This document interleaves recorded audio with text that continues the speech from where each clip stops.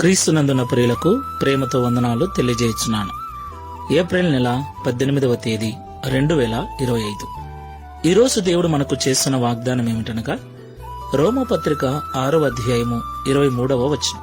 ఏలయనగా పాపము వలన వచ్చు జీతము మరణము, అయితే దేవుని కృపావరము మన ప్రభు అయిన యేసునందు నిత్య జీవము. ఆమేన్.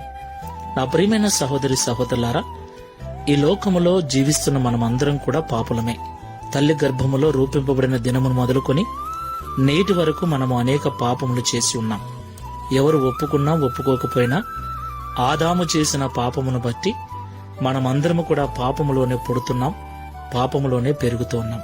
అయితే పాపములో పుట్టి పాపములో పెరుగుతున్న మనము అదే పాపములో ఉండి చనిపోతే పాపము చేసి చనిపోయిన వారి ఆత్మలు నిత్య నరకాగ్ని గుండానికి వెళతాయని బైబిల్ సెలవిస్తుంది. అలాగ దేవుని పోలికలో దేవుని